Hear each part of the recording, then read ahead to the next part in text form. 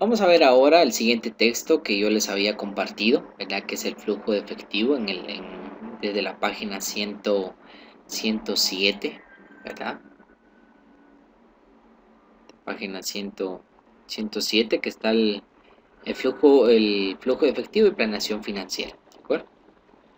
De igual manera espero que lo hayan leído. Yo voy a hablar de forma general, ¿de acuerdo?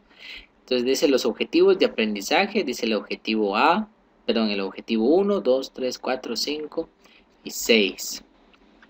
Y también nos hace unas preguntas. ¿Por qué debe interesarle este capítulo en su vida profesional? ¿Verdad? Nos hace una identificación del mismo. Veamos. Para avanzar, primero veamos la parte de los objetivos, ¿de acuerdo? Dice objetivo 1, comprender los procedimientos de depreciación fiscal y el efecto de la depreciación en los flujos de efectivo de la empresa. Objetivo 2, analizar el estado de flujo de efectivo, el flujo de efectivo operativo y el flujo de efectivo libre de la empresa. 3, entender el proceso de la planeación financiera, incluyendo los planes financieros a largo plazo estratégicos y los planes financieros a corto plazo operativos. 4, examinar el proceso de la planeación de efectivo, así como la elaboración, la evaluación y el uso del presupuesto de caja. 5. Explicar los procedimientos simplificados que se usan para elaborar y evaluar el estado de resultados pro forma y el balance general pro forma. 6. Evaluar los métodos simplificados para la elaboración de los estados financieros pro forma y los usos comunes de los estados pro forma. Nos dice los objetivos. Bien, quizás los objetivos sea un poquito ambiguo, ¿verdad? Pero me interesa especialmente esto. Dice, ¿por qué debe interesarle este capítulo en su vida profesional? Contabilidad, estamos hablando de la contabilidad, dice. Usted debe comprender cómo se usa la depreciación para efectos de información fiscal y financiera, cómo desarrollar el estado de flujo de efectivo, el enfoque principal en los flujos de efectivo, más que en las deudas acumuladas para la toma de decisiones financieras y cómo se usan los estados financieros pro forma en la compañía. Eso es en el área de contabilidad. Ahora dice, sistemas informáticos. Usted debe comprender los datos que se usan para registrar la depreciación en los informes fiscales y financieros, la información necesaria para realizar planes estratégicos y operativos y qué datos de entrada se requieren para elaborar los planes de efectivo y los planes de utilidades. En el área de administración, dice usted debe comprender la diferencia entre los planes estratégicos y los planes operativos, así como el papel de cada uno, la importancia de centrarse en los flujos de efectivo de la empresa y cómo el uso de los estados pro forma evita problemas a la firma. En marketing, dice, usted debe entender el papel central que desempeña el marketing en la formulación de los planes estratégicos de largo plazo de la compañía y la importancia del pronóstico de ventas como datos de entrada clave en la planeación del efectivo y las utilidades. Operaciones, usted debe comprender cómo afecta la depreciación al valor de los activos de las instalaciones de la empresa, cómo se registran los resultados de las operaciones en el estado de flujo de efectivo, que las operaciones proporcionan los datos de entrada clave para los planes financieros de corto plazo de la empresa y la distanciación entre los costos operativos y costos fijos. Y ahora bien uno dice, y de todo esto, ¿verdad? Aquí nos dan áreas específicas, pero se centra especialmente en una palabra, ¿verdad? Las depreciaciones. ¿Sí? Usamos en varios, nos habló sobre las depreciaciones, planes estratégicos, ¿verdad? Obviamente como no nos enfocamos en administración financiera, ¿verdad? Sino que nos enfocamos en comprender a qué se refiere con el flujo de efectivo. Por último, dice en su vida personal, los individuos como las corporaciones se deben enfocar en el flujo de efectivo cuando planean y supervisan sus finanzas. Usted debe definir metas financieras de corto y largo plazo, asignaciones y desarrollar planes financieros personales, rutas que le permitan alcanzarlas. Los flujos de efectivo y la planeación financiera son tan importantes para los individuos como para las corporaciones. Y eso es sumamente cierto. ¿Por qué? Porque nosotros, por ser personas individuales, no significa que no nos interesa el efectivo, ¿verdad? Al contrario, sabemos que el dinero pues nos ayuda en todo, ¿verdad? Para poder sufragar diferentes gastos. Aquí quiero que veamos unos conceptos, ¿verdad? No me voy a alargar demasiado, sino que quiero llegar al punto que nos interesa para comprender el mismo. Todo esto es simplemente para comprender el objetivo del estado de flujo de efectivo. Dice, análisis del flujo de efectivo de la empresa. Un viejo refrán de finanzas afirma, el efectivo es el rey. El efectivo, la parte vital de la empresa, es el ingrediente principal en cualquier modelo de evaluación financiera. Ya sea que el analista desee evaluar una inversión de la empresa, está considerando o evaluar la empresa misma. El cálculo del flujo de efectivo es el meollo en el proceso de evaluación. Este capítulo explica de dónde provienen los números del flujo de efectivo que se usan en las valuaciones. Si nosotros queremos invertir en una empresa, tenemos la capacidad de invertir, no simplemente decimos, bueno, voy a invertir en la empresa solo para que vean que soy inversionista y ya. No. Nuestro objetivo es, por ejemplo, siempre será, si yo voy a invertir 100,000 quetzales, por lo menos espero que eso me produzca, ¿verdad? Sabemos que mes tras mes me esté generando más dinero, ¿verdad? Sabemos que me estén pagando mes tras mes intereses, ¿verdad? O utilidades, dependiendo de cómo se está invirtiendo el mismo.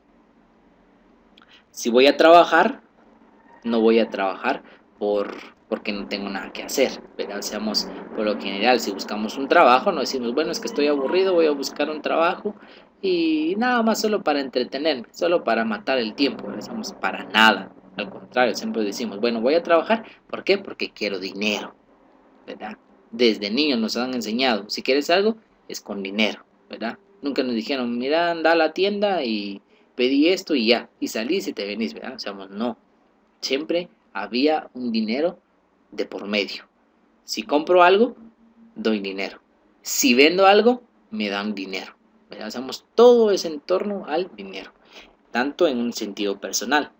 Y las empresas, cuanto más, ¿verdad?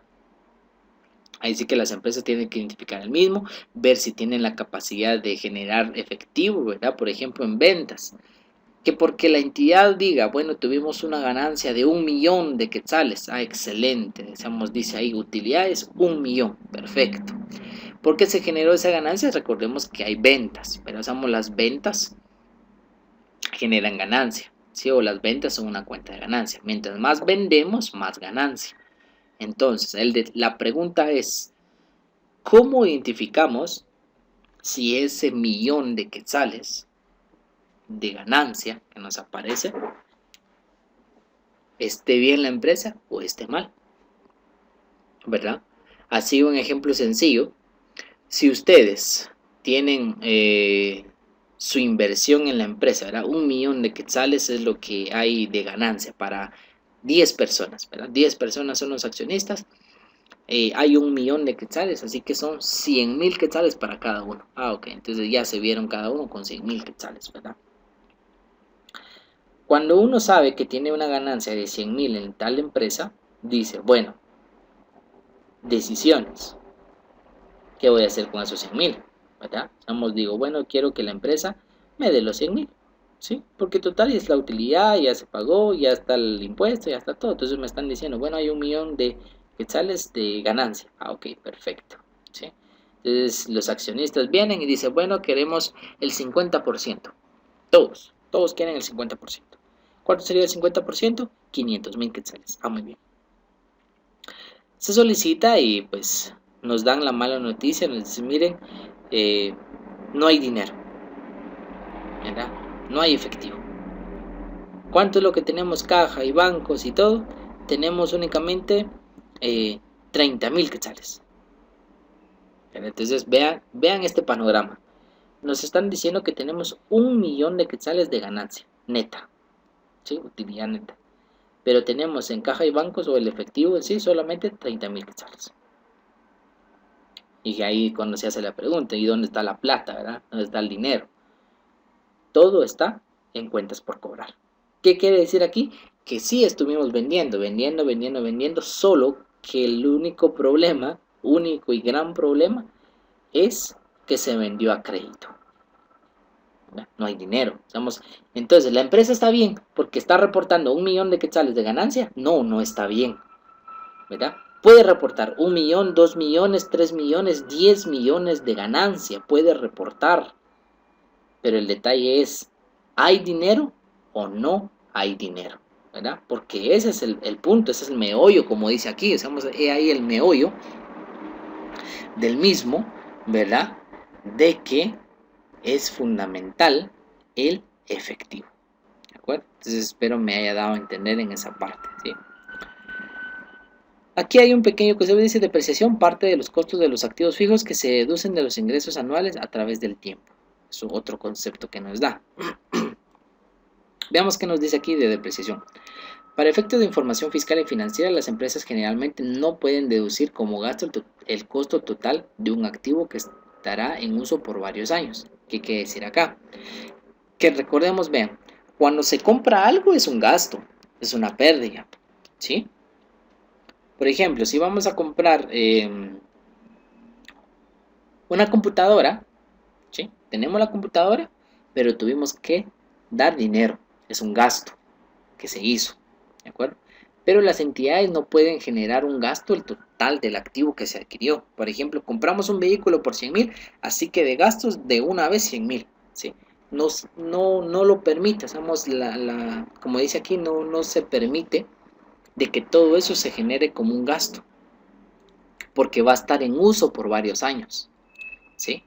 Entonces compramos un vehículo para que esté por lo menos mínimo 5 años, ¿verdad? Hacemos como mínimo, si no es que más, ¿sí? Ustedes van a comprar, por ejemplo, una computadora, ¿verdad? Una laptop. Dicen, bueno, voy a comprar esta laptop para que me dure por lo menos un año, ¿verdad? Y de ahí a ver, lo tiro. No. Van a comprar una computadora para que les dure hasta donde aguante, ¿verdad? Ahí sí que se dura 3 4 5 10 años, ¿verdad? Y 15 20 años, uno lo sigue utilizando, ¿sí? Aunque quizás no es tan probable, ¿verdad? Pero lo vemos desde esa forma. Si compran un carro, igual. Dicen, bueno, compro un carro no para decir que de aquí a un año ya no me va a servir, ¿no? Sino que compro un carro para que me dure hasta donde ya no, ¿verdad? Entonces a eso se refiere, de que cuando adquirimos algo, sabemos que como vas a hacer, vamos a utilizarlo por más de un año, ¿verdad? Entonces no se puede generar como un gasto, sino que es un activo, ¿verdad? Que se va deduciendo o se va restando como que parte de esas cantidades año con año, ¿verdad? Ese es el desgaste que va teniendo para que al final, pues ahí se devalúa y pierde su valor año tras año. En vez de ello, dice, se pide a las empresas que cada año deduzcan una parte de los costos de los activos fijos de los ingresos, lo que mencioné hace un momento. Esta distribución histórica del costo a través del tiempo se llama depreciación, ¿sí? Eso es. Las deducciones por depreciación, como cualquier otro gasto, disminuyen el ingreso que reporta la empresa en su estado de pérdidas y ganancias y, por lo tanto, reducen los impuestos de las empresas que la empresa debe pagar. ¿Qué quiere decir acá? Que cuanto más gasto realiza la empresa, menos utilidad, menos impuesto, ¿sí? Eso yo lo he mencionado anteriormente, se los he explicado. Por eso es que hay la ley del ISR, ¿verdad? Cuando dice que determina cuáles son gastos deducibles y gastos no deducibles, ¿verdad? ¿Por qué razón? Porque si la empresa hace demasiados gastos, su utilidad disminuye y el impuesto disminuye y eso afecta al gobierno, afecta al Estado. Sin embargo, las deducciones por depreciaciones no representan un desembolso en efectivo. Subrayen esto, por favor. ¿Sí? Por favor. Esto es fundamental. Es donde muchos tienden a confundirse. Por favor. Dice, sin embargo, las deducciones por depreciación no representan un desembolso en efectivo. ¿Sí? ¿Por qué razón? Cuando generamos este gasto de depreciaciones, ¿se recuerdan? Si imaginémonos esta partida, ¿cómo hacemos la partida de depreciación? Depreciaciones de los activos, ¿verdad? Dependiendo qué activo sea, depreciaciones a depreciación acumulada, ¿verdad? Depreciaciones a depreciación acumulada, ok. ¿En algún momento hubo efectivo ahí? ¿O decimos que dentro de esa partida salió el efectivo? ¿Entró el efectivo?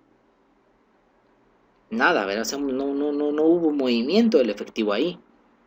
Pero sí hubo un efecto en el resultado. ¿Cuál fue el efecto? de que hubo un gasto, ¿verdad? O sea, se registró el gasto. Se registró el gasto y provoca que mi utilidad disminuya. Y al momento de que mi utilidad disminuya, disminuye el impuesto. Y cuando disminuye el impuesto, o sea, pago menos impuesto, tengo más efectivo. ¿Verdad? ¿Sabemos por qué razón? Porque obviamente, si por ese hecho del gasto, ¿verdad? Entonces, por eso quiero ver esa cadena, quiero que analicemos esa cadena. Se genera el gasto, aunque no afectamos el efectivo. Cuando se genera el gasto, afecta mi utilidad. ¿Qué pasa con la utilidad? Disminuye. Ok. Después de la utilidad que disminuye, disminuye el impuesto. Y cuando disminuye el impuesto, usamos el impuesto a pagar, disminuye el impuesto a pagar, tengo más efectivo. ¿Por qué? Porque no voy a pagar más impuesto. Entonces, cuando no pago mucho impuesto, tengo más efectivo, ¿verdad? Porque si pago más impuesto, tengo menos efectivo. Pero si pago menos impuesto, tengo más efectivo, ¿verdad? Entonces, he ahí la cadena cuando se ve afectado esa parte. Es decir, cuando una empresa deduce gastos por depreciación, está registrando una parte del costo original de un activo que la empresa ya pagó, como una disminución a los ingresos del año, ¿verdad? Eso considero que está claro, ¿sí? Que obviamente llegó un momento en el que nosotros tuvimos que pagar. Por ejemplo, al inicio de un año compramos un activo, un vehículo por 100,000, ¿sí? Pagamos el dinero, salieron 100,000 quetzales, ¿verdad? Se generó el activo, no un gasto, se generó el activo, pero sí salió el efectivo. Y año con año vamos como que restando o generando el gasto por el activo. No está saliendo el efectivo, pero sí se está generando ese gasto, ¿verdad? El efecto neto es que las deducciones por depreciaciones incrementan el flujo de efectivo. Vean, el efecto neto es que las deducciones por depreciación incrementa el flujo de efectivo de la empresa porque reducen el pago de impuestos. Esto era lo que yo les estaba diciendo hace un momento. Subrayenlo, ¿sí? Lo que yo les decía.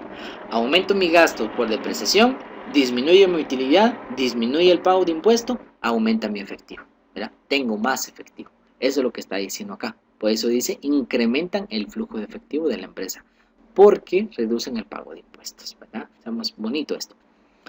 Para efectos fiscales, en Estados Unidos la depreciación de los activos empresariales está regulado por la ley federal tributaria de ese país, ¿verdad? Aquí nos dice en inglés, como los objetivos de la información financiera difieren en ocasión de los objetivos de la legislación fiscal.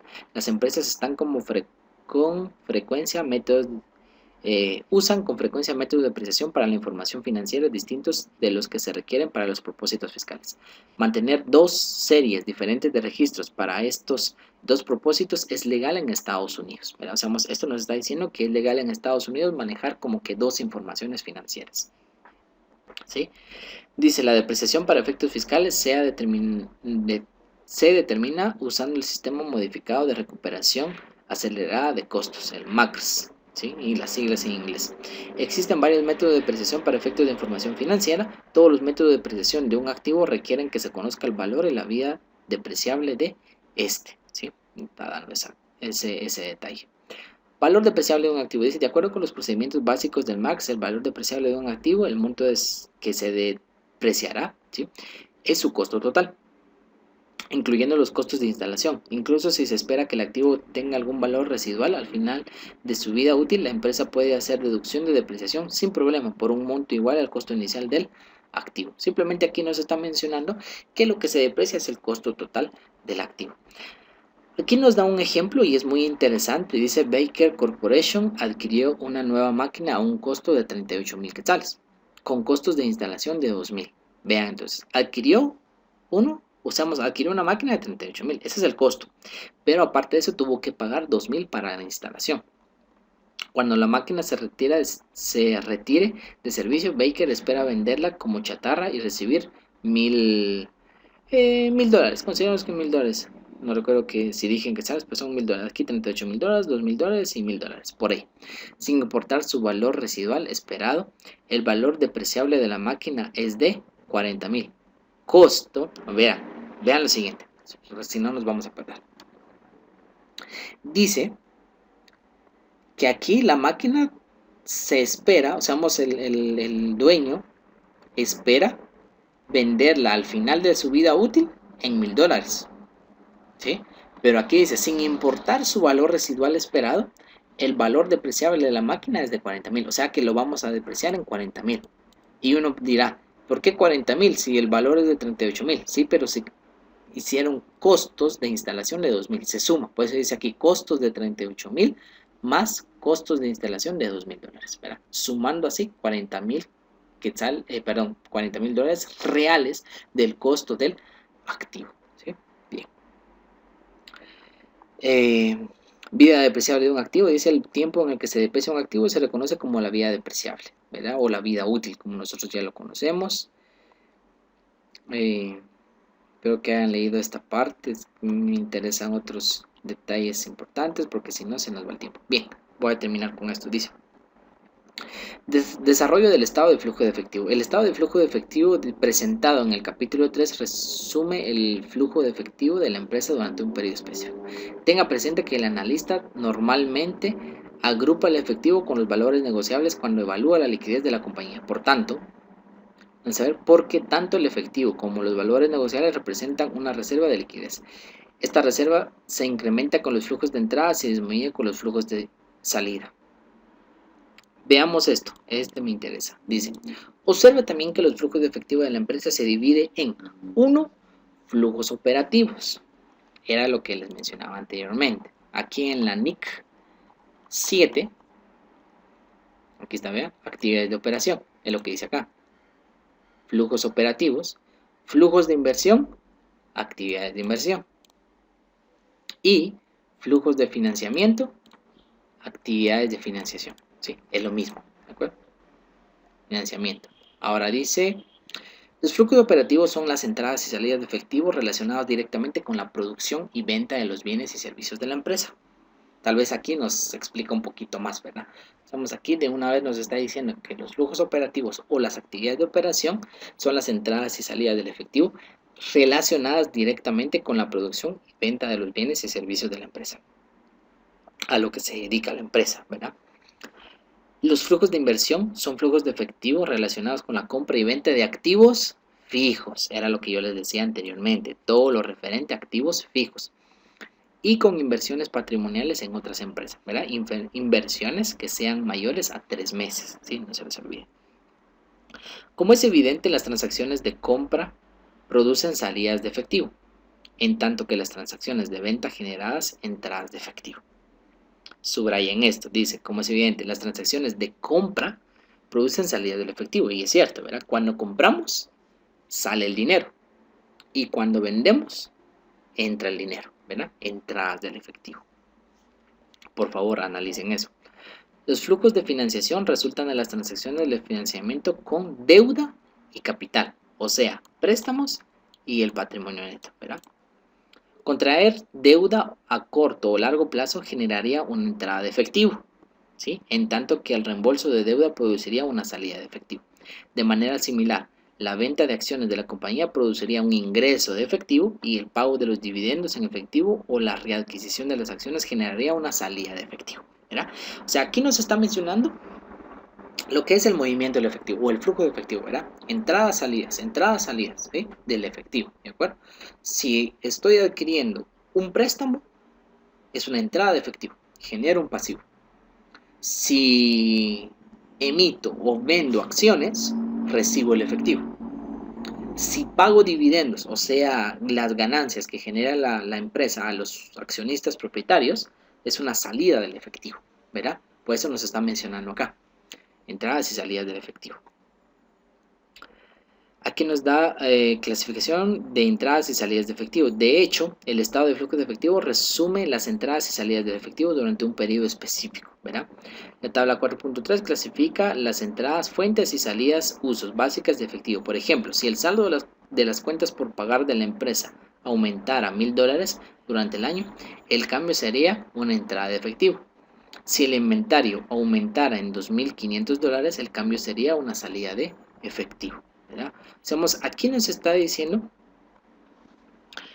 de que si aumentan las cuentas por pagar, ¿verdad? Usamos nuestro pasivo, ¿sí? Eso representa una entrada del efectivo. ¿Por qué razón? Porque nos están financiando las cuentas por pagar. Otras empresas nos están financiando, o sea, no estamos pagando, ¿sí? No estamos pagando por la compra de algo, sino que nos están financiando, por eso representa una entrada del efectivo. Si nuestro inventario aumenta, o sea, cuando decimos inventario o mercadería aumenta, es porque adquirimos inventarios. Y cuando adquirimos inventarios, significa que nuestro efectivo tiene una salida, ¿sí? Estamos en ese punto es que vamos. Vamos a ver. Se podría hacer algunas observaciones adicionales al esquema de clasificación de la tabla 4.3. Entonces más adelante vamos a ver 4.3 si es que no ha pasado. Creo que está más adelante. Sí, sí está más adelante. 4.3, bien.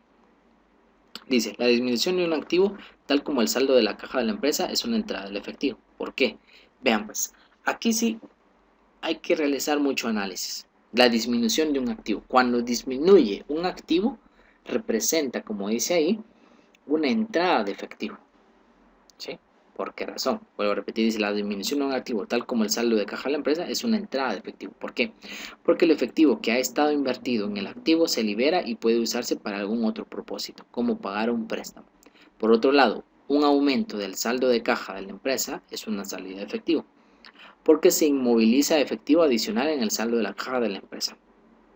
Para muchos es difícil entender la clasificación de las disminuciones y aumentos en el saldo de caja de una empresa. Y eso es cierto, ¿sí? Porque muchos tienden a confundirse o a perderse en esta parte, pero quiero que comprendamos bien esto y vamos paso por paso, ¿verdad? Para aclarar esto, aquí nos da un breve ejemplo. Dice, imagine usted que usted guarda todo su flujo de efectivo en un balde, ¿verdad? O en un bote, un balde o un bote, como quieran. Ahí guarda su dinero, es lo que nos está diciendo aquí. Ahí usted guarda el dinero. Su saldo de caja está representado por el monto de efectivo contenido en el balde. Ya usamos dentro del balde, usamos eso lo que representa mi cuenta de caja. ¿De acuerdo? Ahora dice, cuando necesita efectivo, lo retira del balde, ¿verdad? Entonces venimos, como necesitamos dinero, agarramos el dinero que está en el balde o en el bote, como queramos verlo, sacamos dinero, ¿va? Dice, lo que disminuye su saldo de caja. Espero que lo veamos comprender. ¿Por qué? Porque el balde representa nuestra caja, ¿verdad? Cuando sacamos dinero de ahí, nuestra caja disminuye, ¿verdad? Y le proporciona una entrada del efectivo. ¿Por qué una entrada? Porque usted está teniendo el efectivo ya a la mano, ¿verdad? Eso ya es una entrada de efectivo para usted, ¿sí? La caja está ahí. Cuando saca el dinero, disminuye la cantidad de dinero que está en el balde, pero para usted representa una entrada porque está recibiendo ese dinero, ¿sí? Directamente. Ahora dice, por el contrario, cuando usted tiene un excedente de efectivo, o sea, tiene el efectivo así a la mano, ¿verdad? El dinero a la mano, dice, lo deposita en el balde, lo va a devolver, podríamos decir, o colocar en el balde, dice, lo que aumenta su saldo de caja, ¿verdad? Y representa una salida del efectivo para usted, ¿verdad? Es como que estamos viendo esa comparación en ese punto. Nos hace una referencia acá, dice, concéntrese en el movimiento de fondos dentro y fuera de su bolsillo, ¿verdad? Evidentemente una disminución del efectivo del balde es una entrada a su bolsillo. Un aumento de efectivo en el balde constituye una salida de su bolsillo, ¿verdad? Como que esa es la forma o donde lo está centrando, ¿verdad? Entre las entradas y salidas del efectivo, ¿de acuerdo? Pero me ha dado a entender y esto es sumamente importante, ¿verdad? Ya casi culminar con este video. Entradas y salidas de efectivo. Vean pues, entradas y fuentes. Usamos estos efectos, usamos esta columna que aparece acá, ¿sí? Representan entradas del efectivo. O sea que cuando disminuye, dice aquí disminución de cualquier activo, cuando disminuye un activo, representa una entrada del efectivo. Cuando es un aumento de cualquier pasivo, es una entrada del efectivo. Utilidad neta después de impuesto, la utilidad neta después del impuesto representa una entrada del efectivo. Depreciaciones y otros gastos no realizados en efectivo, ¿no? Como dice aquí, representan una entrada en el efectivo. Venta de acciones, una entrada en el efectivo. Bien. ¿Qué es lo que representan las salidas? aumento de cualquier activo. Digamos, cuando un activo aumenta, representa una salida del efectivo. Disminución de cualquier pasivo, cuando disminuye un pasivo, es una salida, la pérdida neta es una salida, los dividendos pagados es una salida y la readquisición o retiro de acciones es una salida. Sí, eso es lo que representa acá. Todo esto son entradas y estos son salidas del efectivo. ¿Sí? Obviamente lo vamos a analizar un poquito más adelante. 2. Dice la depreciación, al igual que la amortización y la depreciación, es un gasto que no se realiza en efectivo, ¿verdad? Un gasto que se deduce en el estado de resultados, pero que no implica el desembolso real del efectivo. Por lo tanto, cuando se mide el monto del flujo de efectivo generado por una empresa, tenemos que volver a sumar la depreciación al ingreso neto, o de otra forma, subestimaremos el efectivo que verdaderamente generó la empresa. Por esta razón, la depreciación aparece como una fuente de efectivo en la tabla 4.3. Y es correcto. Cuando se genera la depreciación, eso ya lo expliqué, ¿verdad? No afectamos el efectivo, ¿sí? No se está afectando el efectivo. Pero, por eso dice ahí, hay que volver a sumarlo para que no haya alguna complicación y para que la información que se dé a conocer sea una imagen fiel, una imagen correcta. ¿De acuerdo? Es un poquito complejo, sé que es un poquito complejo, pero de igual manera, pues quizás en el ejemplo práctico será un poquito más explícito. Debido a que la depreciación se trata como una entrada de efectivo por separado, solo los cambios brutos y no los netos en los activos fijos aparecen en el estado de flujo de efectivo.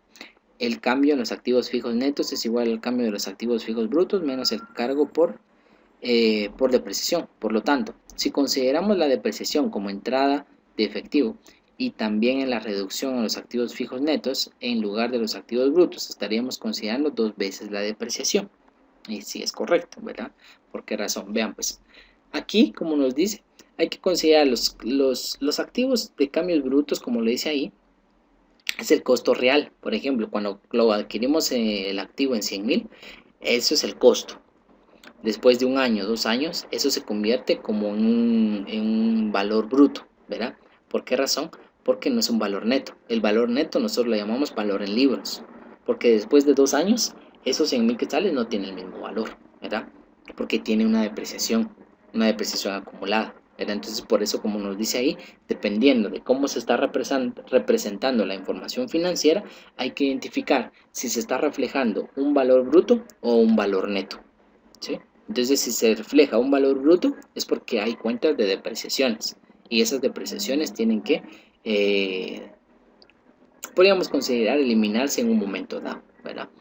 Y si fuese el valor neto, ¿sí?